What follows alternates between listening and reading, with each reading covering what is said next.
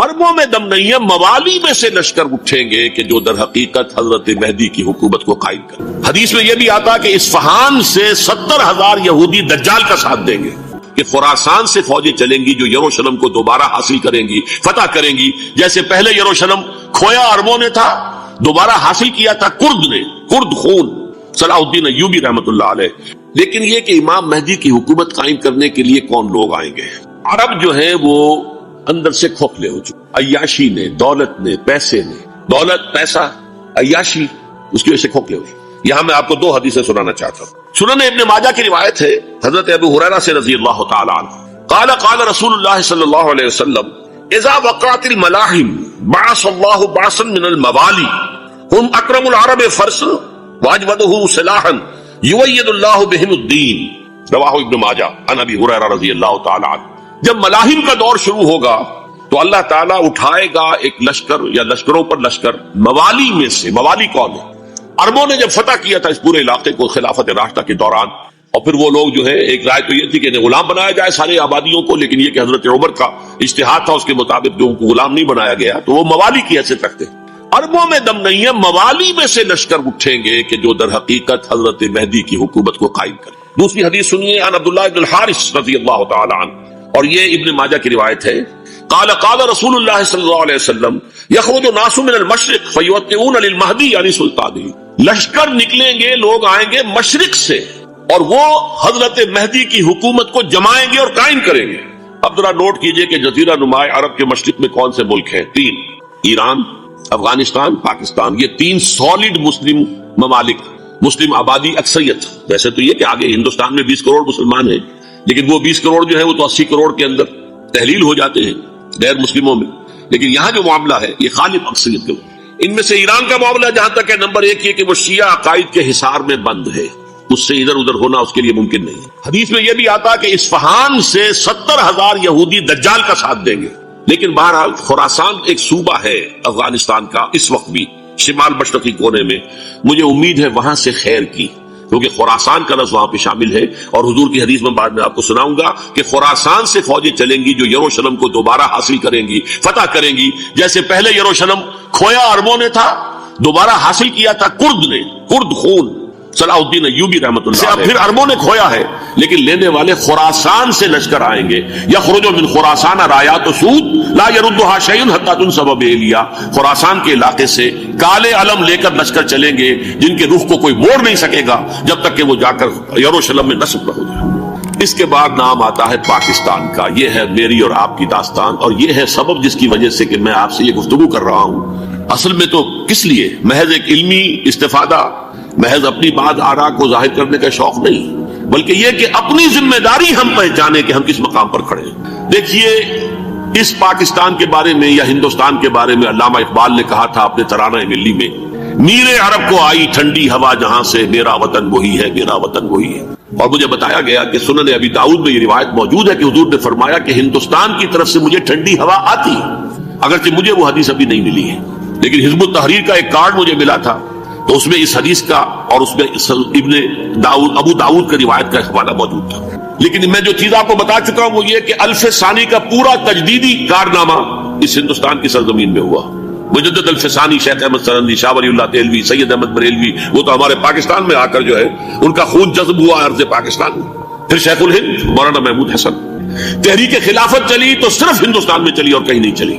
آزادی کی تحریک چلی پوری دنیا میں، وہ نیشنلزم کی بنیاد پر چلی، ملے نیشنلزم، عرب نیشنلزم، ترک نیشنلزم۔ ہمارے ہاں چلی تو اسلام کے نام پر، پاکستان کا مطلب کیا؟ لا الہ الا اللہ۔ پھر پاکستان قائم ہوا معجزے کے طور پر، بلکہ نازل ہوا ہے لیلۃ القدر میں، انا انزلناہ فی لیلۃ القدر، جیسے قرآن نازل ہوا لیلۃ القدر میں، یہ پاکستان بھی نازل ہوا لیلۃ القدر میں۔ اس کا برقرار رہنا ابھی تک معجزہ ہے۔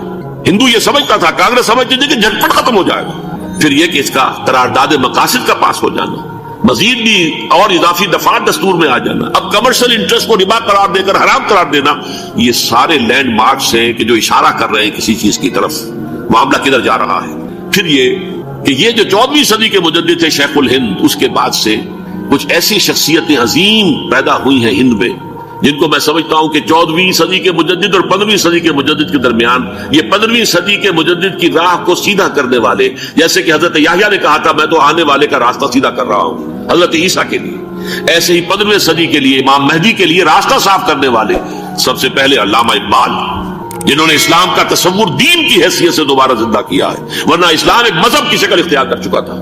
پھر مولانا مودودی، مولانا ابوالکلام آزاد حکومت الہیہ کے نعرے کے ساتھ میدان میں آئے۔ یہ اقبال نے جو تصور پیش کیا تھا اس پر عملی جدوجہد کے لیے حزب اللہ قائم ہوئی۔ نوٹ کر لیجئے 11 برس کا فرق ہے عمر کا علامہ اقبال کے اور ابوالکلام کے، اور 1913 میں جب حزب اللہ قائم کیا اس وقت علامہ اقبال کی ملی شاعری اپنے عروج کو پہنچ چکی تھی۔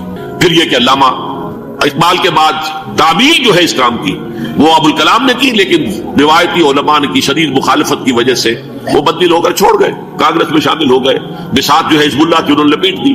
پھر مولانا مودودی آئے، انہوں نے وہ ڈور جو ہے اس کا سرا تھاما، جماعت اسلامی قائم کی حکومت الہیہ ہی کے قیام کے لیے، اگرچہ میرے نزدیک یہ کہ وہ انتخابی اور ایک قومی سیاست کی ایک جماعت بن کر پاکستان میں جو ہے دلدل میں پھنس گئی ہے۔ اب ہم اس کی کوشش کر رہے ہیں، تنظیم اسلامی اور یہ تحریک خلافت جس کے تحت یہ جلسہ ہو رہا ہے، یہ ساری چیزیں وہ ہیں کہ آپ کو سوائے پاکستان کے اور کہیں نہیں ملیں گی پوری دنیا میں۔ معلوم ہوتا ہے کہ پاکستان کو بہت بڑا رول پلے کرنا ہے اس میں، اور اس کے ساتھ اب جمع کر لیجئے افغانستان کی عمارت افغانستان، اسلامی عمارت افغانستان قائم ہو چکی ہے۔ یہ پچھلے 20 سالوں میں جو کچھ وہاں ہوتا رہا ہے اس سے پہلے تصور نہیں ہو سکتا تھا۔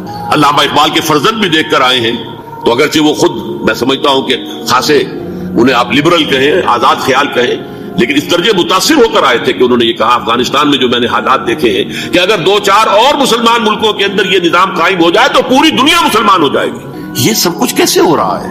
یہ آنے والے دور کی جھلکیاں ہیں۔ Coming events are casting their shadows before. یہ سب بتا رہے ہیں کہ پاکستان افغانستان کو مل کر اس میں کوئی عظیم رول پلے کرنا ہے، اور اس کے ضمن میں اب میں علامہ اقبال کے بارے میں آخری بات کہہ رہا ہوں۔ علامہ اقبال کے بارے میں عام یہ خیال ہے، انہوں نے اپنے خطبات میں مہدی کا اور نزول مسیح کا، حالانکہ میں کل پڑھ رہا تھا مولانا سعید احمد اکبر آبادی رحمۃ اللہ علیہ کا ایک مقالہ ان کا کہ علامہ اقبال نے ابن خلدون کے بارے میں یہ کہا ہے کہ مہدی کا اور نزول عیسیٰ کا دونوں کا انہوں نے انکار کیا ہے، حالانکہ ابن خلدون نے نزول عیسیٰ کا انکار نہیں کیا، صرف مہدی کا انکار کیا۔ بہرحال علامہ اقبال نے خطبات میں انکار کیا ہے، لیکن یہ کہ اپنی شاعری کے اندر میں چیلنج کرتا ہوں کسی بڑے سے بڑے اقبال شناس کو، ان کا یہ شعر ذرا سنیے۔ خضر وقت از خلوت دشت حجاز آید برو، کارواں زی وادی دور و دراز آید برو۔ خضر وقت، امام وقت، رہنمائے وقت، قائد وقت، خلوت دشت حجاز، حجاز کی صحرا کی کسی خلوت گزینی سے نکل کر باہر آئیں گے۔ میں حیران ہوتا ہوں علامہ کے اس فکر پر اور اس مصرے پر۔ یہاں انہوں نے شیعہ اور سنی دونوں کے کانسیپٹ جمع کر دیے۔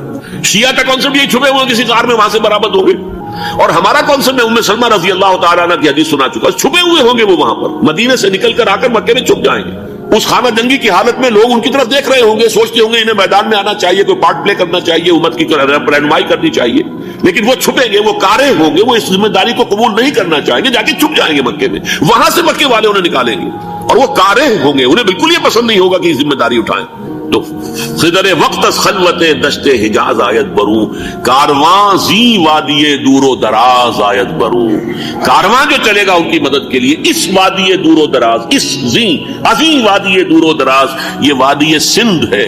وادی سندھ جو ہے ہم سمجھتے ہیں کہ صرف یہ پاکستان اور پنجاب جو ہے یہ اس میں شامل ہے، سندھ اور پنجاب نہیں، افغانستان کا پورا مشرقی علاقہ اس میں شامل ہے۔ جیسے دریائے جہلم سندھ میں جا رہا ہے، جیسے دریائے گلگت سندھ میں آ کر ملتا ہے، جیسے دریائے چناب اور راوی اور جہلم اور یہ سب جا رہے ہیں اور آ رہے ہیں، اسی طرح دریائے کابل کہاں سے آ رہا ہے، دریائے گومل کہاں سے آ رہا ہے، ٹوچی کہاں سے آ رہا ہے، یہ سارا جو ہے ڈرین جو ہو رہا ہے، ایسٹرن جو ہے پارٹ آف افغانستان، یہ سب وادی ہے۔ اس وادی کے یہ دو حصے ہیں، ایک حصہ جو ہے یہ ادھر پاکستان میں ہے اور اسی وادی کا دوسرا حصہ جو ہے وہ افغانستان میں ہے۔ کارواں زی وادی دور و دراز آیت برو، کارواں چلے گا یہاں سے، یخرج الناس من المشرق یؤتون للمہدی، یعنی سلطان ہی مشرق سے فوجیں چلیں گی کہ جو مہدی کی حکومت قائم کریں گی، اور یخرج من خراسان رایات و سود، اور خراسان سے سیاہ پرچم چلیں گے کہ جن کا رخ کوئی موڑ نہیں سکے گا، حتیٰ تنصب بیلیا، یہاں تک کہ وہ جا کر یروشلم کے اندر نصب ہو جائیں گے۔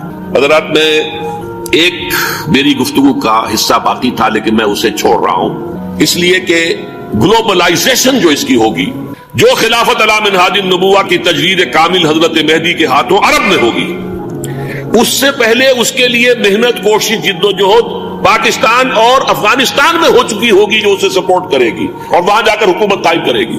اس کے بعد گلوبلائزیشن کا جو مرحلہ اس کا ہے وہ حضرت مہدی کے ہاتھوں نہیں ہے، وہ حضرت عیسیٰ ابن مریم ان کے نزول کے بعد ہے، جن کے نزول کے بعد دجال کا خاتمہ ہوگا اور یہودیوں کا استحصال ہوگا۔ مسلمانوں پر بھی بڑی تکالیف اربوں پر آئیں گی، شدائد آئیں گے، لیکن یہ وہ میں حصہ ملتوی رکھتا ہوں کسی دوسری محفل اور کسی دوسری مجلس اور نشست پر۔ اب میں آپ کو ذرا اس جو انسانوں میں سے انسان دشمنی کا جن کا سب سے بڑا رول ہے، میں ان کی 2000 سالہ تاریخ کا آپ کے سامنے نقشہ رکھنا چاہتا ہوں۔ ان 1400 سال کا تو میں نے صرف 4 آپ کو پوائنٹس بتائے۔ موسیٰ سے عیسیٰ تک 1400 برس علیہ الصلوۃ والسلام، 2 مرتبہ عروج، 2 مرتبہ زوال، اشیریوں کے ہاتھوں پٹوائی، بابلیوں کے ہاتھوں پٹانا، گریکس کے ہاتھوں مرمت، رومنس کے ہاتھوں۔ یہ جو 2000 سال ہے، کیونکہ اب تو ظاہر بات ہے 21ویں صدی شروع ہو گئی، 20 صدیاں حضرت مسیح کو پوری ہو گئی۔ پہلی بات نوٹ کیجئے، حضرت مسیح کی پیدائش ہے سن 1 قبل مسیح۔ یہ نقطہ آپ نے کبھی سنا ہے یا نہیں؟ جب ملینیم کا سلسلہ شروع ہوا تھا پچھلے سال تو میں نے بیان کر دیا تھا کہ ایک عجیب حساب کے اندر انہوں نے غلطی کی ہوئی ہے۔ حضرت مسیح کی پیدائش ہوئی 25 دسمبر کو، سن انہوں نے شروع کر دیا کہ اس کے بعد جنوری آئی تو پہلا سال شروع ہو گیا۔ اگر جنوری سے پہلا سال شروع ہوا تو یہ 6 دن جو ہے تو اس کے پچھلے سال میں تھے، لہذا کہا جائے گا کہ Jesus Christ was born 1 year before Christ BC۔ تو 1 قبل مسیح میں حضرت مسیح کی پیدائش ہوئی۔ یہ آخری اسرائیلی نبی اور رسول۔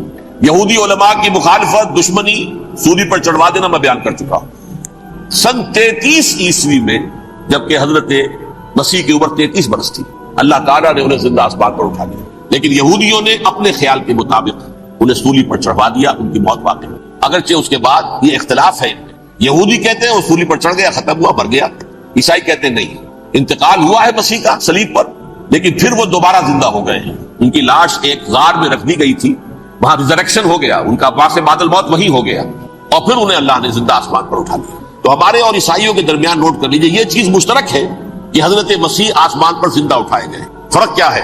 وہ سمجھتے ہیں کہ سولی دیے گئے، سولی پر مرے، پھر زندہ ہوئے، پھر گئے۔ ہم سمجھتے ہیں کہ نہیں، وما صلبوہ وما قتلوہ، انہوں نے نہ صلیب دے سکے انہیں اور نہ انہیں قتل کر سکے، بل رفعہ اللہ الیہ، اللہ نے اٹھا لیا۔ پھر ہمارا اور یہ اس کا عیسائیوں کا ایک اور اتفاق ہے، سیکنڈ کمنگ آف جیسس، حضرت مسیح دوبارہ آئیں گے، یہ عیسائیوں کا بھی عقیدہ ہے اور ہمارا بھی۔ بہرحال تو جیسا کہ میں نے عرض کیا کہ اس وقت یہ عذاب استیصال، عذاب اکبر کے مستحق ہو چکے تھے، لیکن اللہ نے ان کی مدت دراز کی ہے، لیکن ان پر دنیاوی عذاب کا ایک کوڑا جو ہے اللہ تعالیٰ کی طرف سے اسی وقت برسا، دنیاوی عذاب دنیا میں رہتے ہوئے ختم نہیں کیا گیا۔ 37 برس بعد حضرت مسیح کے رفع سماوی کے 37 برس بعد سن 70 میں یہودیوں نے بغاوت کی رومیوں کے خلاف۔ رومی ٹائٹس جنرل تھا ایک، اس نے پھر جو حملہ کیا ہے، 1,33,000 یہودی ایک دن میں قتل کیا یروشلم میں، اور ہیکل سلیمانی گرا دیا۔ وہ ہیکل پہلے بھی گرا تھا، پہلے 1400 سال کے دوران میں بھی نبوکدنضر نے گرایا تھا، لیکن پھر اس کے 150 سال بعد انہوں نے دوبارہ بنا لیا تھا، اس لیے وہ اسے سیکنڈ ٹیمپل کہتے ہیں۔ پہلا ٹیمپل جو حضرت سلیمان نے بنایا تھا، نبوکدنضر نے گرا دیا 587 قبل مسیح میں، پھر دوبارہ انہوں نے 150 سال کے بعد بنا لیا۔ وہ اس تاریخ کا حصہ ہے، میں نے جس کے بارے میں آپ کو تفصیل نہیں بتائی۔ اس میں یہ ہوا سن 70 میں وہ گرا دیا گیا، وہ آج تک گرا پڑا ہوا ہے۔ نمبر 2 یہ کہہ دیا گیا کہ یہودیوں اس ارض فلسطین سے نکل جاؤ، تم یہاں نہیں رہ سکتے۔ لہذا جس کا جہاں سینگ سمایا چلا گیا، یورپ میں چلے گئے، ایشیا میں آ گئے، عرب میں آ گئے، یہ 3 قبیلے جو رات بھی میں نے عرض کیا تھا، بنو قینقاع، بنو نذیر اور بنو قریظہ، یہ وہاں سے آ کے مدینے میں آباد ہو گئے، جس کا جہاں سینگ سمایا، افریقہ میں، ہندوستان میں، جہاں چلے گئے۔ ڈایاسپورا اسے کہتے ہیں، وہ آپ نوٹ کر لیجیے اس لفظ کو، ڈایاسپورا، ہمارا دور انتشار، جبکہ ہمیں ہماری اصل سرزمین تو فلسطین ہے، حضرت ابراہیم کا مسکن، حضرت اسحاق، حضرت یعقوب کا مسکن فلسطین، یہ ہے ہماری اصل جاگیر، یہ تو ہماری جدی پشتی جاگیر ہے، لیکن یہاں سے نکال دیے گئے سن 70 عیسوی میں، اور وہاں سے لے کے 1917 تک ان کا ڈایاسپورا جاری رہا، یہ دور انتشار۔ اس دور انتشار کے چند حصے ہیں جس کو میں چاہتا ہوں کہ آپ علیحدہ سمجھیں۔ دور انتشار کا جو پہلا جو ہے تقریباً 300 برس، رومی حکمران تھے، وہ یہودیوں کے بھی دشمن تھے اور عیسائیوں کے بھی دشمن تھے، عیسائی اور یہودی ایک دوسرے کے بھی دشمن تھے، لیکن رومی سمجھتے تھے کہ یہ ایک ہی تھیلی کے چٹے بٹے ہیں۔ رومیوں کے نزدیک عیسائی بھی یہودیوں ہی کا ایک فرقہ تھے، کوئی علیحدہ مذہب تو تھا ہی نہیں، لہذا رومی جو ہیں رومنز، وہ ان دونوں کو ستاتے تھے، مارتے تھے، اور یہ آپس میں لڑتے تھے۔ یہودی عیسائیوں کو مارتے تھے، عیسائی یہودیوں کو مارتے تھے. یہ ہے 300 برس تک کی تاریخ. سن 300 عیسوی میں کیا ہوا؟ ایک معجزہ ہو گیا. بہت عظیم ایمپرر کانسٹینٹائن، قسطنطین اعظم، رومن ایمپررز میں سے بہت بڑا ایمپرر، وہ عیسائی ہو گئے. اب تو معاملہ بالکل تلپٹ ہو گیا، پوری سلطنت عیسائی ہو گئی. اب عیسائیوں کے عیش ہو گئے اور یہودیوں پہ مار پڑنی شروع ہوئی. اب عیسائیوں کا آپ خود سوچئے کہ جنہیں وہ خدا بنا بیٹھے ہیں، خدا کا بیٹا قرار دے رہے ہیں، ان کے قاتل کون؟ یہودی بدماش. لہذا ان کی وہ پٹائی شروع ہوئی ہے یورپ میں، پوری رومن امپائر میں انہیں ذلیل کیا گیا. شہروں میں آمد بند، علیحدہ رہو، گھیٹوز کے اندر رہو. یہودی کا نام جو ہے وہ گالی بن گیا. جیسے آج بھی یہودی گالی کہتے ہیں، جیسے خنزیر کا لفظ، آپ وہ بھی اللہ کی مخلوق ہے، لیکن آپ کو معلوم ہے کوئی شخص زبان پہ نام نہیں لانا چاہتا خنزیر کا، سور کا. ہے تو مخلوق، وہ بھی ایک حیوان ہے. ایسے ہی ہے یہودی گالی، جھوٹ گالی. لہذا ایک طرف تو ان دونوں کے درمیان دشمنی، جس کو قرآن کہتا ہے وَأَغْرَيْنَا بَيْنَهُمُ الْعَدَاوَةَ وَالْبَغْضَاءَ، ہم نے ان کے مابین دشمنی جو ہے پیدا کر دی. اور جب یہ پوری سلطنت عیسائی ہو گئی تو قافیہ تنگ ہو گیا یہودیوں کا. اب آئیے 571 عیسوی، یعنی جبکہ ڈائسپورا کو کتنا عرصہ ہو چکا تھا؟ 500 برس. سن 70 سے شروع ہوا ڈائسپورا، جب ٹائٹس نے گرایا ہے ہیکل کو اور نکال باہر کیا انہیں فلسطین سے، بھاگ جاؤ، یہاں ایک یہودی بھی نہیں رہے گا، فلسطین سے نکال دیا. اس کے پورے 500 برس بعد سن 571 عیسوی میں حضور کی پیدائش ہوئی. ولادت با سعادت محمد رسول اللہ صلی اللہ علیہ وسلم. 610 میں آپ پر وحی کا آغاز ہوا. لیکن حضور کے ساتھ ان کا معاملہ کیا رہا؟ اول تو جبکہ حضور ابھی مکے ہی میں تھے، یہودیوں نے ریشہ دوانیاں شروع کر دی حضور کے خلاف. قریش مکہ کو سکھاتے تھے، پڑھاتے تھے، ان سے یہ پوچھو، ان سے یہ پوچھو، انہیں اس طرح تنگ کرو، ان سے یہ امتحان لو. یہ آپ کے علم میں سورہ بنی اسرائیل میں، سورہ کہف میں وہ سوالات جو امتحانی سوالات آئے تھے، ذوالقرنین کون تھا، اصحاب کہف کون تھے، تم رسول بنے پھرتے ہو تو بتاؤ، اور یہ روح کی حقیقت کیا بتاؤ. یہ ساری ریشہ دوانیاں کر رہے تھے بیٹھے ہوئے. ابھی وہیں پر حضور ابھی پہنچے بھی نہیں. ہجرت فرما کر حضور تشریف لے آئے تو حضور نے جسے ماسٹر سٹروک کہا جائے گا، یعنی اسٹیٹسمین شپ کا ماسٹر سٹروک، آپ نے مدینے میں آتے یہودیوں کے ساتھ پیکٹ کر دیا، جوائنٹ ڈیفنس پیکٹ آف مدینہ، کہ اگر مکے والے ہم پر حملہ کریں گے تو ہم مل جل کر ایک قوم کی حیثیت سے مقابلہ کریں گے. یہ میثاق مدینہ کہلاتا ہے، جس کے بہت غلط معنی پہنائے جا رہے ہیں آج کل.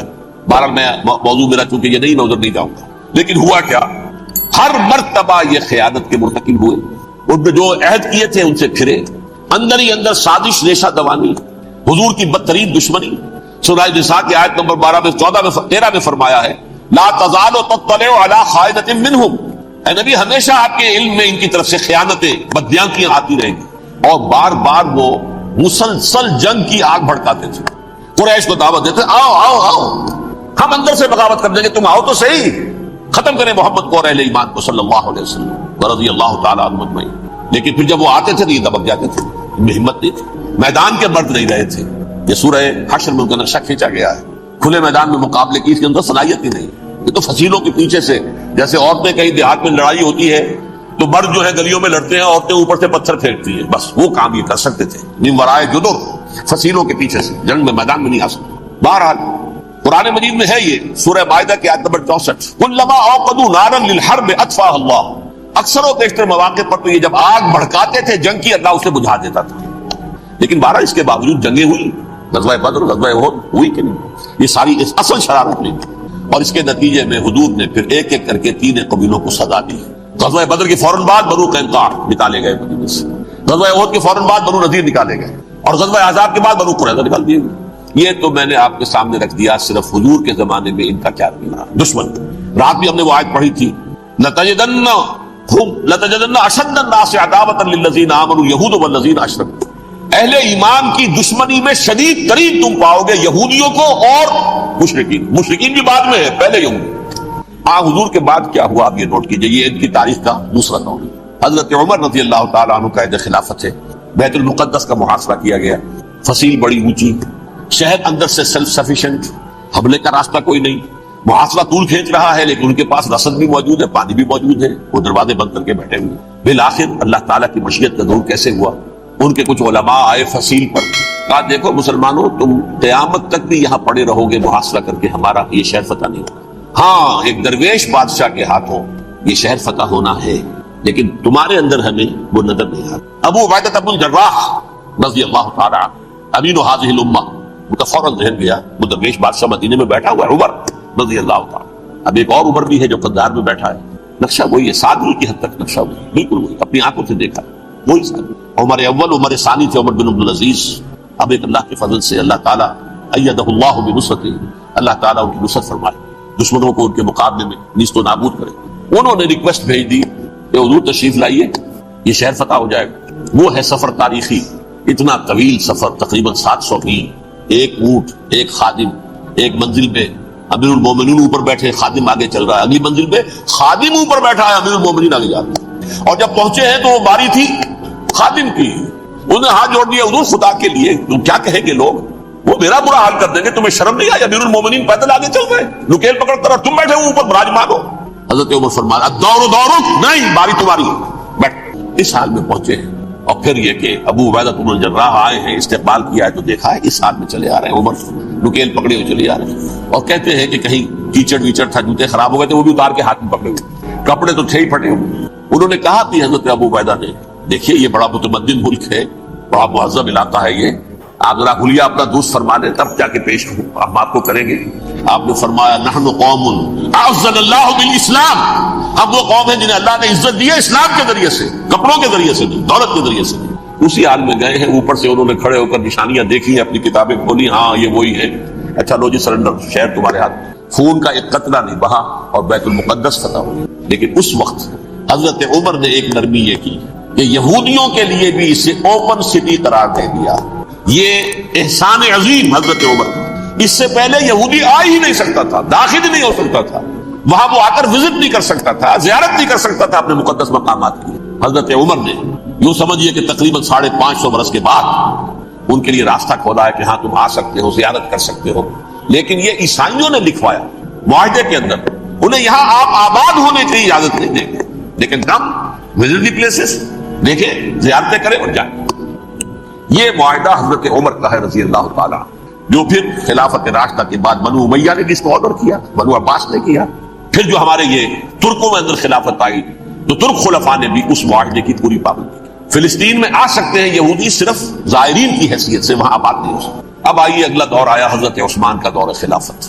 یہ ہے وہ وقت کہ اب یہود نے امت مسلمہ کی پیٹھ میں چھرا کھولا۔ وہ کیسے؟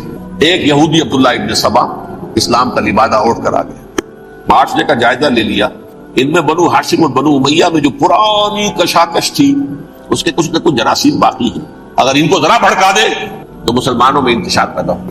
کہا یہ عثمان کون ہے؟ یہ تو بنو امیہ میں سے ہے، یہ حق تو بنو ہاشم کا ہے، خلافت ان کے پاس ہونی چاہیے، محمد کے تو رشتہ دار وہ ہے صلی اللہ علیہ وسلم۔ عوام الناس کے اندر بات پھیلنی شروع ہوئی، پھر ایک بڑی سازش کے انداز میں حضرت عثمان کے خلاف پروپیگنڈا، حضرت عثمان کے جو عاملین تھے، گورنر تھے، ان کے خلاف پروپیگنڈا، اور ایسی ہوشیاری کرتے تھے کہ کوفے میں کوفے کے حاکم کے خلاف کچھ نہیں کہنا، اجی مصر میں یہ ہو رہا ہے، اجی شام میں یہ ہو رہا ہے، اجی یہ جو عثمان ہے وہ یہ کر رہا ہے، یہ ظلم ہو رہا ہے، یہ لوٹ مار ہو رہی ہے، یہ خیانتیں ہو رہی ہیں۔ اب نہ تو اس زمانے میں مینز آف کمیونیکیشن، کیسے تصدیق کریں؟ افواہیں تو آپ آج کراچی کے اندر شروع ہو جائے تو پتہ نہیں چل سکتا کسی کو کہ کیا اس میں صداقت ہے کیا جھوٹ ہے، اور بری بات جو ہے فطرت انسانی کی کمزوری ہے وہ فوراً قبول کرتا ہے، کسی کے بارے میں اچھی بات ماننے کو تیار نہیں ہوتا لیکن بری بات تو فوراً تیار۔ بہرحال یہ فتنہ انہوں نے اٹھایا، حضرت علی کی الوہیت کا فتنہ اٹھایا، حضرت عثمان کے خلاف الفتنۃ الکبریٰ برپا کیا، حضرت عثمان شہید ہوئے۔ اس کے بعد 5 برس تک مسلمان ایک دوسرے کی گردنیں کاٹتے رہے، باہمی خانہ جنگی ہوئی، امت کو وہ زخم لگایا ہے جو آج تک جس سے خون رس رہا ہے۔ یہ شیعان عثمان اور شیعان علی تھے جو بعد میں پھر سنی اور شیعہ ہو، اور آج تک فتنہ کس نے جگایا؟ ایک عبداللہ ابن سبا یہودی اور اس کے کارندے، شیطان کا ایجنٹ، اور انسانوں میں سے بھی اس کے جو بھی حواریین تھے اور شیطانوں کے اندر سے بھی تھے، انہوں نے بھی اس آگ کو بھڑکایا۔ یہ آپ سوچ لیجئے کہ یہ کس نے وہ زخم لگایا؟ یہودی۔ اگلا دور آیا، خلافت راشدہ ختم ہوئی، بنو امیہ کا بھی دور کافی گزر گیا۔ طارق ابن زیاد 712 عیسوی میں حملہ کرتے ہیں اسپین پر۔ اسپین اس وقت عیسائیت کا بہت بڑا گڑھ، بڑے کٹر ترین عیسائی جو ہے وہ اسپین میں تھے، لہذا یہودیوں کی وہاں بہت پٹائی ہوتی تھی، بہت پٹائی ہوئی، میں بتا چکا ہوں، دشمنی تھی چلی آ رہی تھی عیسائیوں کے ہاتھوں یہودیوں کی، وہ تو سن 300 عیسوی سے ایمپرر کانسٹنٹائن کے بعد سے شروع ہو گئی تھی۔ اس حوالے سے یہودیوں نے اس وقت چالیاتی یہ برتی، کچھ راستے واسطے بتائے، کچھ مدد کی طارق ابن زیاد کی۔ طارق ابن زیاد نے انہیں اپنا محسن سمجھا، ہسپانیہ فتح ہو گیا تو یہودی چونکہ محسنین کی فہرست میں آ چکے تھے، انہیں بہت اقتدار نصیب، بڑی سپورٹ مسلمانوں نے، ان کے بڑے بڑے علماء جو اسی دور کے اندر پیدا ہوئے، بڑے بڑے تھنکرز ان کے اسی دور میں پیدا ہوئے۔ بن گوریون جو کہ ایک وزیر اعظم تھا اسرائیل کا، اس نے یہ لکھا اپنی کتاب میں، Muslim Spain was the golden era of our diaspora. وہ ڈائسپورا جو 70 عیسوی سے شروع ہوا تھا اور 1917 عیسوی تک جاری رہا ہے، اس میں سے گولڈن ایرا ہمارا جو تھا وہ مسلم اسپین تھا. ہسپانیہ میں بیٹھ کر ہم عیش کیے. لیکن وہاں سے انہوں نے اور جو کچھ کیا، یہ تو داستان کے تو بہت سے گوشے ہیں، لیکن میں جس اسٹریٹ لائن میں چل رہا ہوں اس کے اعتبار سے ایک بات سمجھ لیجیے. وہاں بیٹھ کر انہوں نے اب عیسائیت کی پیٹھ میں چھڑا گھونپا، پروٹیسٹنٹ مذہب پیدا کیا، تقسیم کر دیا. جیسے شیعہ سنی کی تقسیم عبداللہ ابن سبا، رومن کیتھولک اور پروٹیسٹنٹ کی تقسیم یہودی علماء. ہوتا کیا تھا، ہسپانیہ کی یونیورسٹیاں ہیں، کارڈووا میں ہے، ٹولیڈو میں ہے، گریناڈا میں ہے، غرناطہ، قرطبہ، تولیتلا، اور وہاں آتے تھے لوگ. فرانس سے چلے آ رہے ہیں نوجوان پڑھنے کے لیے، جرمنی سے چلے آ رہے ہیں، اٹلی سے چلے آ رہے ہیں. 3 ہی ملک قریب قریب پڑھتے ہیں سینٹرل جو یورپ کے ہیں. یہاں پر جو ہے وہ اسلام جو نور پھیلا رہا تھا اس سے بھی مستفیض ہوئے. جہالت کے جو ہے پردے ان کے وہ چھٹے. اس کے ساتھ ہی وہ یہودی وہاں ان کے اندر جو جراثیم داخل کر رہے تھے وہ اس عیسائیت کے خلاف بغاوت تھی جو اس وقت دنیا میں عیسائیت اس وقت تھی. پوپ کا راج تھا دنیا میں اس وقت. یورپ میں جو عیسائیت تھی اس میں ایک طرف بادشاہ تھے، لیکن بادشاہوں کی حیثیت وہاں پر یوں سمجھ لیجئے کٹ پتلیوں کی تھی. اصل قوت پوپ کے ہاتھ میں تھی. اور پوپ کو انہوں نے جیسے قرآن نے کہا اتخذوا احبارهم ورهبانهم اربابا من دون اللہ، کیونکہ سینٹ پال نے شریعت موسوی ساقط کر دی تھی تو اب شریعت تھی ہی نہیں. پوپ کو اختیار تھا جس چیز کو چاہے حلال قرار دے دے، جس چیز کو چاہے حرام قرار دے دے. اتخذوا احبارهم ورهبانهم اربابا من دون اللہ. انہوں نے کہا صاحب یہ پوپ کس بلا کا نام ہے، یہ بھی انسان ہے. بات تو ٹھیک تھی نا، اصل حیثیت تو کتاب کی ہونی چاہیے، ڈیوائن بک، دی ریویلڈ اسکرپچر. لہذا یہ کتاب ہر شخص پڑھ سکتا ہے. کوئی پوپ کے باپ کو جو ہے کوئی اس کے لیے پروپرائٹری رائٹس تو نہیں ہے کہ صرف پوپ پڑھ سکتا ہے یا پادری پڑھ سکتے ہیں. ہم بھی پڑھ سکتے ہیں، ہم بھی سمجھ سکتے ہیں. یہ باتیں تھی کہ جن کو بڑھا چڑھا کر بیان کر کے اور پوپ کا اقتدار ختم کرا دیا اور توجہ مرکوز کر دی بائبل کی طرف. اب بائبل میں بڑا حصہ تو اولڈ ٹیسٹامنٹ کا ہے. نتیجہ کیا ہوا، یہود کی عظمت پروٹیسٹنٹس کے نزدیک مسلم ہو گئی. اصل قوم تو یہ ہے، وہ دشمنی بدلی کہ نہیں بدلی. موسیٰ کے امتی یہ ہے، تورات موسیٰ کو دی گئی، ابراہیم کی نسل یہ ہے. لہذا وہ جو دشمنی تھی، جو عداوت تھی کہ ہمارے خدا کو سوری چڑھانے والے ہیں یہ بدماش، اس کا ازالہ ہوا. اس پروٹیسٹنٹ مذہب کے نتیجے میں یہ میں اب آپ کو بتاتا ہوں کہ ایک نتیجہ وہ نکلا ہے جسے برٹرینڈ رسل نے بیان کیا ہے. اس کی کتاب ہے ان پریز آف آئیڈلنس، صفحہ 108. وہ لکھتا ہے the Christians retaining the Judaic belief in special revelation added to it the Roman desire for worldwide domination and the Greek taste for metaphysical subtleties. The combination produced the most fiercely persecuting religion that the world has yet known. یہ 3 چیزیں آ کر عیسائیت میں مل گئی. ایک تو جب یہ اولڈ ٹیسٹمنٹ جو ہے وہ ان کے ہاتھ میں آ گئی، اور اس کے میں کچھ آپ کو بتا دیتا ہوں کہ اولڈ ٹیسٹمنٹ کی تعلیمات، کیونکہ یہ اولڈ ٹیسٹمنٹ جو ہے یہ محرف تھی. اصل تورات تو گم ہو گئی تھی 587 قبل مسیح میں، جب پہلی مرتبہ ہیکل جو ہے تباہ ہوا ہے اس وقت ختم ہو گئی تھی. اس کے کوئی 150 سال کے بعد انہوں نے یادداشتوں سے مرتب کر کے لکھی ہے. اب اس میں ان کے اپنے خیالات، اپنے امانی، اپنی توجیحات وہ شامل ہو گئی. لہذا میں آپ کو حوالے دیتا ہوں اس کتاب کے اندر مظالم کی جو تعلیم دی گئی ہے. اہل کتاب نے اپنے مظالم قتل عام کے جواز کے لیے تورات میں تبدیلیاں کی اور پیغمبروں پر دہشت ناکی اور بدترین حرام کاری کے الزامات لگائے. سنیے، پہلا حوالہ ہے یہ گنتی باب 31 آیات 17-18. اس لیے ان بچوں میں جتنے لڑکے ہیں سب کو مار ڈالو، اور جتنی عورتیں مرد کا منہ دیکھ چکی ہیں ان کو بھی قتل کر ڈالو، لیکن ان لڑکیوں کو جو مرد سے واقف نہیں اور اچھوتی ہیں اپنے لیے زندہ رکھو. یہ کسی اللہ کی کتاب کا یہ جملہ ہو سکتا ہے، کسی ریویل بک کا؟ اور سنیے، یہ ہے استثناء ڈیوٹرانومی باب 20 آیت 16-18. پر ان قوموں کے شہروں میں جن کو خداوند تیرا خدا میراث کے طور پر تجھ کو دیتا ہے، کسی ذی نفس کو جیتا نہ بچا رکھنا، جیسا خداوند تیرے خدا نے تجھ کو حکم دیا بالکل نیست کر دینا. مرد، عورتیں، بچے، بوڑھے سب ختم. یہ کتاب مقدس ہے. اور سنیے، سیموئیل باب 27 آیت نمبر 9. اور داؤد نے اس سرزمین کو تباہ کر ڈالا اور عورت مرد کسی کو جیتا نہ چھوڑا. نمبر 4، ان سب آباد شہروں کو ماں، عورتوں اور بچوں کے بالکل نابود کر ڈالا. کتاب استثناء باب 3 آیت 6. یہ ہے جو کہہ رہا ہے برٹرینڈ رسل. کرسچینٹی میں آ کر یہ 3 چیزیں شامل ہو گئی. ایک تو یہ باربیرین، یہ تعلیم جو ہے، اور یہ مذہب کے نام پہ تعلیم، یہ کتاب مقدس کی تعلیم. نمبر 2، رومنز کے اندر جو ایک تمنا تھی ورلڈ ڈومینیشن کی، وہ عیسائیت کے اندر آ گئی. جیسے کہ پوری رومن امپائر جو ہے عیسائی ہو گئی، اسے وراثت کے اندر ورلڈ ڈومینیشن کی جو ایک تمنا تھی وہ مل گئی. اور پھر یہ کہ انہوں نے جو توہمات تھے یونانیوں کے ان کو بھی اپنے ہاں مختلف شکلوں کے اندر جمع کر لیا. ان تین چیزوں کا the combination produced the most fiercely persecuting religion that the world has yet known. اس کے نتیجے میں دنیا میں تاریخ انسانیت کے اندر جو بدترین خوخار ترین مذہب ہو سکتا ہے وہ شکل عیسائیت نے اختیار کی. اور اس کا مظہر عتم کیا تھا نوٹ کیجیے, صلیبی جنگیں. ایک بات ٹائم ٹیبل کے اعتبار سے نوٹ کر لیجیے گا, فرسٹ ملینیم ختم ہوا, سیکنڈ شروع ہوا. ان کے 1000 سال ختم ہوئے تو 11ویں صدی میں سیکنڈ ملینیم شروع ہوا تو پہلی صلیبی جنگیں ہوئی. لاکھوں مسلمان قتل کیے. صرف یروشلم کے اندر اتنا خون بہایا ہے کہ خود ان کے ہسٹورینز لکھتے ہیں کہ جب ان صلیبیوں نے جب گھوڑوں کے ساتھ وہ چل رہے تھے گلیوں میں تو ان کے گھوڑوں کے گھٹنوں تک خون کی ندی بہ رہی تھی. جہاں سے گزرے ختم کرتے چلے گئے, آبادیاں کی آبادیاں ختم. اگرچہ اس کروسیڈ میں گیہوں کے ساتھ گھن بھی پسا, یہودی بھی بہت مارے گئے. یہ فرانس سے جرمنی سے جب یہ کروسیڈرز آ رہے تھے 3000 میل کا سفر طے کر کے آئے تھے. سوچیے تو صحیح, اربن ثانی پوپ جو تھا آگ لگا دی تھی اس نے پورے یورپ کے اندر. شرم سے ڈوب مرو, تمہارے مقدس علاقے مسلمانوں کے ہاتھ میں, انفیڈلز, یہ کافر, یہ مرتد, یہ ملحد. مسیح جہاں پیدا ہوا, مسیح کو جہاں سولی دی گئی, وہ کہاں ہے؟ ان کے ہاتھ میں. تو آگ لگائی ہے, 3000 میل کا فاصلہ طے کر کے یہ نوٹ قوم آئی ہے, اور جو تباہی مچائی ہے تاریخ انسانی میں ایسی بربریت کی کوئی مثال. اور یہ ان کے اپنے ہسٹورینز لکھتے ہیں شرم کے بارے میں. ایسے محسوس ہوتا ہے جیسے ان کی گردنیں جھکی تاریخ میں. اگرچہ بھٹکے ہوئے ہیں لیکن کبھی بھولی ہوئی منزل بھی یاد آتی ہے راہی کو, اور بھٹکے ہوئے آہو کو پھر سوئے حرم لے چل. اس کی ضرورت ہے مسلمان کو پھر اس کا مقصد یاد دلایا جائے. پاکستان اس لیے نہیں بنایا گیا تھا کہ ہمارے ہاں ٹاٹے اور برلے نہیں تھے تو ہمارے پاس اس کے بھی باپ وجود میں آ جائیں, اس لیے تو نہیں بنایا گیا تھا. پاکستان اس لیے نہیں بنایا گیا تھا کہ جاگیرداروں کی جاگیرداریاں محفوظ ہو جائیں. پاکستان اس لیے تو نہیں بنایا گیا تھا. اور یہ کہ نمازیں اور مسجدیں تعمیر ہو جائیں, مسجدیں تو امریکہ میں تعمیر ہو رہی ہیں عالی شان سے عالی شان, اس لیے پاکستان نہیں بنا تھا.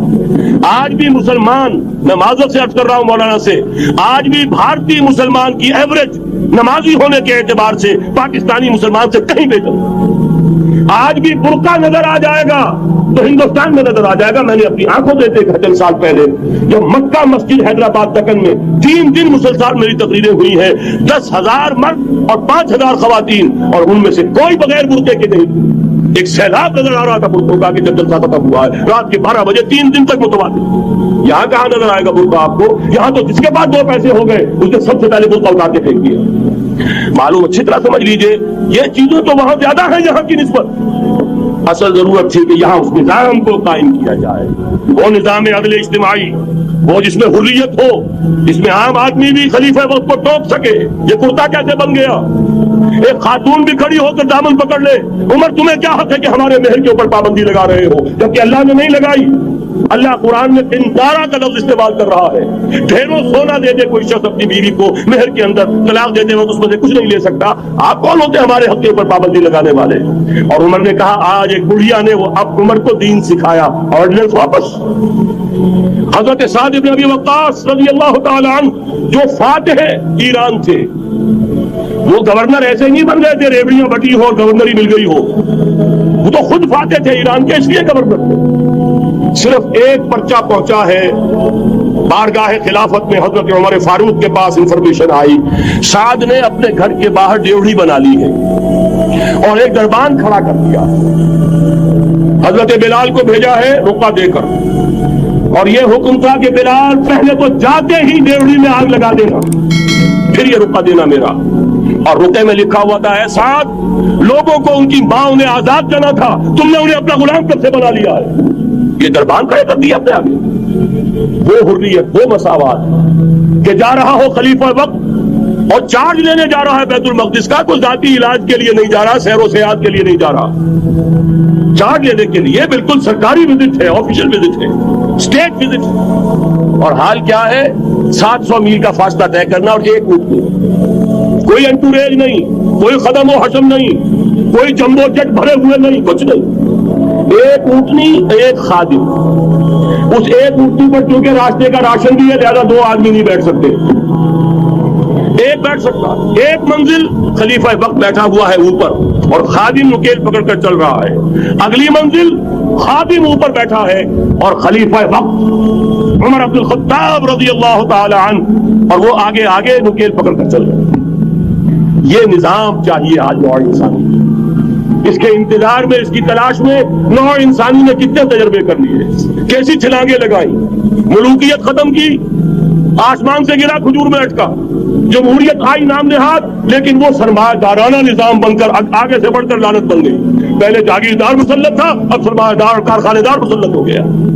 اس سے نکلنے کے لیے زور لگایا، کمیونزم کی طرف گئے، چھلانگ لگائی، اب ایک پارٹی ڈکٹیٹر بن کر بیٹھ گئی۔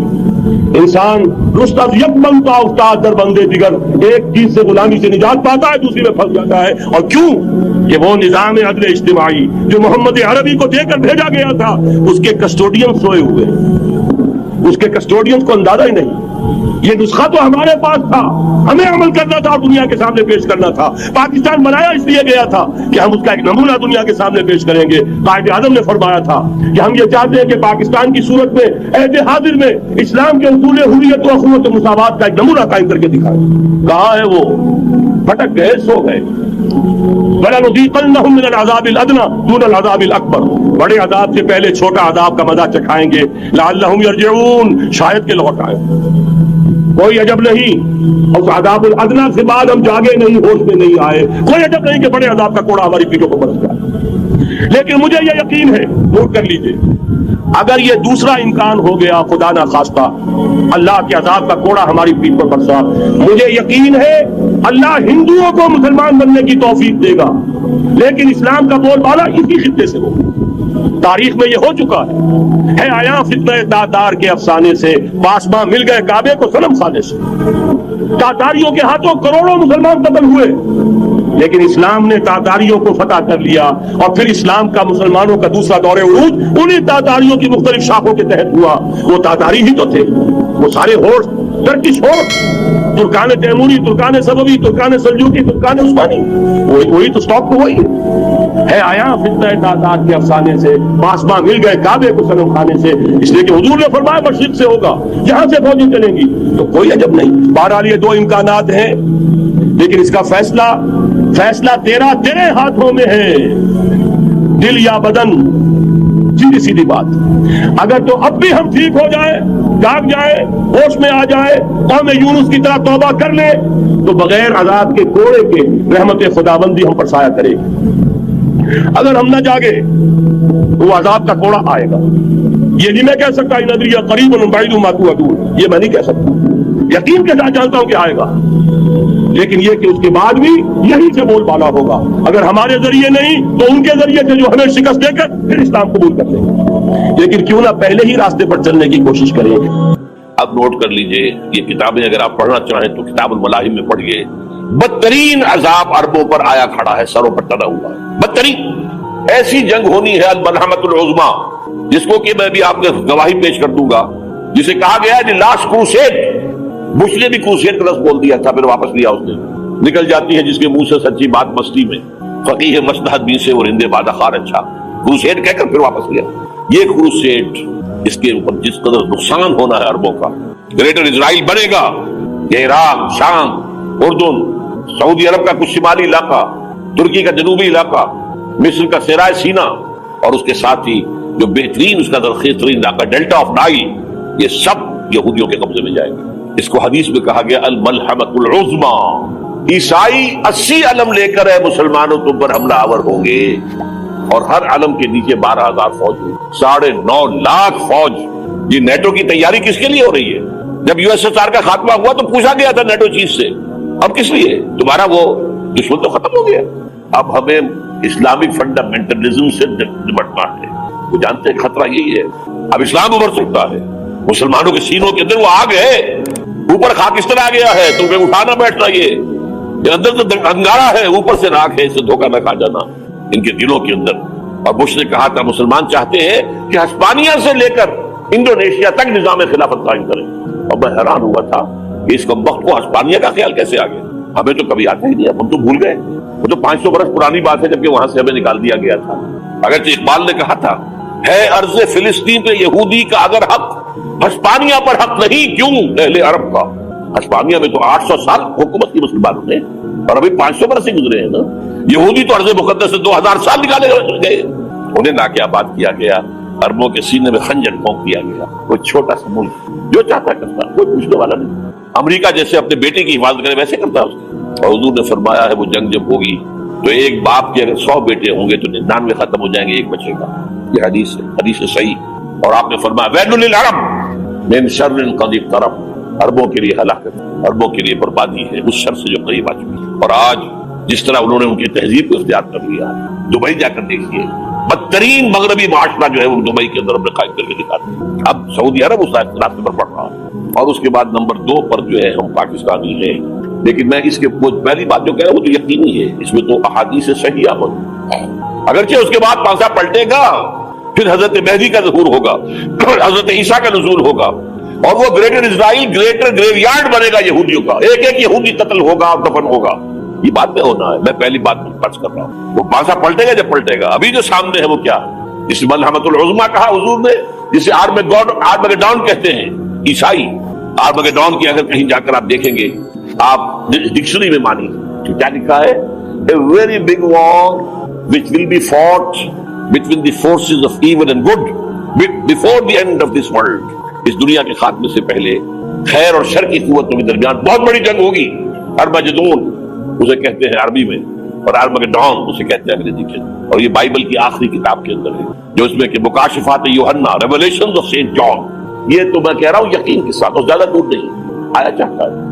इसलिए कि यहूदियों का और ईसाई जो कंजर्वेटिव्स है, न्यो कंजर्वेटिव्स, उनका 5 निकाती एजेंडा है मुत्तफक अलैह, जिसके तहत ये जंग सलीबी शुरू की गई है। तो सुन लीजिए आप, आर्मगेडोन नंबर 1, ग्रेटर इजराइल कायम हो जाना उसके नतीजे में नंबर 2, मस्जिद अक्सा और कुब्बतुल सगरा को गिराना नंबर 3, वहां थर्ड टेंपल, वो मस्जिद जो हजरत सुलेमान ने बनाई थी 1000 कबल मसीह में, फिर बर्बाद की थी नेबूकदनेस्सर ने, दोबारा बनाई गई, फिर दोबारा खत्म हुई 70 ईस्वी तक गिरी पड़ी है। उनका खाना काबा गिरा हुआ है 70 ईस्वी से लेकर आज तक। एक दीवार है वेलिंग वॉल, जहां जाते हैं, रोते हैं, पीटते हैं, मातम करते हैं, वहां वो बनेगा थर्ड टेंपल। और नंबर 4, उसमें लाकर रखा जाएगा तख्त हजरत दाऊद का। ये तख्त कहां है इस वक्त? ये लंदन शरीफ के अंदर, जो उनकी पार्लियामेंट का जो चर्च है, वेस्टमिंस्टर एबे, उसमें रखा हुआ। एक पत्थर था जिस पर बिठाकर हजरत दाऊद की ताजपोशी हुई, फिर हजरत सुलेमान की हुई, फिर वो पत्थर रख दिया गया जब हजरत सुलेमान ने बनाया हैकल मस्जिद अक्सा। वहां रहा वो। हर बादशाह जो था यहूदी उसी के ऊपर बिठाकर उसकी ताजपोशी होती थी। सन 70 में टाइटस ने गिराया उसे, हैकल को, वो पत्थर ले गया, वहां से रोम गया, रोम से आयरलैंड गया, आयरलैंड से स्कॉटलैंड आया, स्कॉटलैंड से इंग्लैंड आया, और अब वो रखा हुआ है 14वीं सदी ईस्वी से आज तक। वो वेस्टमिंस्टर एबे में रखा हुआ, एक कुर्सी की सीट में उसे बना दिया गया है तख्त की शक्ल।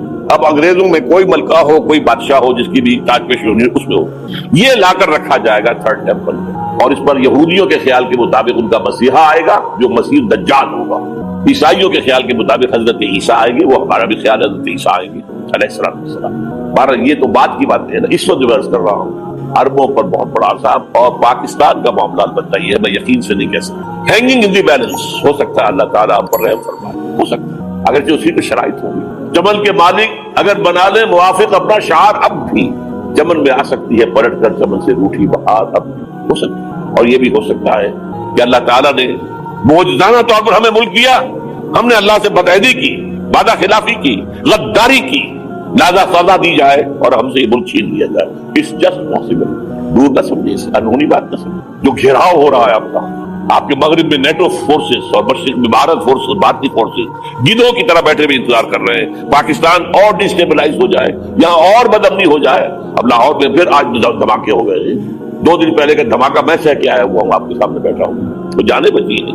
जो हमारी अकेडमी का हश्र हुआ मैं आपको नहीं बता सकता। ये सारा क्यों हो रहा है? ताकि यहाँ बदअमनी हो जाए और हमें जवाब मिल जाए, मगरिब से नेटो फोर्सेस दाखिल हो जाए, मशरिक से भारतीय फोर्सेस आ जाए और हमारे एटमी दांत तोड़कर और फिर हमें भारत के सामने डाल दिया जाए। Now do as you like. ये उनका नक्शा है। होगा क्या वो अल्लाह जानता है, होगा वो जो अल्लाह चाहे। लेकिन अल्लाह का चाहना जो है वो किस पर मुनहसिर है? यहाँ इंकलाब बर्पा करो, यहाँ इस्लाम लाओ। अगर धंधों में लगे रहोगे तो वो खुद ब खुद नहीं आ जाएगा इंकलाब। सहाबा ने जाने दी थी, कितनी तकलीफें उठाई थी। 12 बरस तक मक्की दौर के अंदर बानशाह दरवेशी दरसादो दमादम सन, जो पुख्ता शबी खुदरा पर सल्तनत जम सन। यौम ताइफ याद है, जो हजरत आयशा फरमाती है कि मैंने पूछा था हुजूर से कि यौम उहद से ज्यादा सख्ती भी आप पर कभी आई? यौम उहद पर क्या हुआ था? तलवार का वार पड़ा था आपके चेहरे मुबारक। ये जो रुखसार की हड्डी है اس کے اندر وار گیا ہے. اوپر خود کی 2 کڑیاں تھی، وہ اس میں گھس گئی. 2 دندان مبارک شہید ہوئے. وہ خود کی کڑیاں ایک صحابی نے اپنے دانتوں سے پکڑ کے کھینچنے کی کوشش کی، دانت نکل گئے، وہ نہیں نکلی. کیا جتن کر کے نکالی گئی ہوگی تو خون کا فوارہ، اتنا خون گیا ہے کہ آپ بے ہوش ہو گئے، گر گئے، اور مشہور یہ ہو گیا کہ آپ کا انتقال ہو گیا، شہادت ہو گئی. یہ سیرت کبھی پڑھی ہے؟ حضرت عائشہ کے ہوش کا تو یہی دور تھا نا.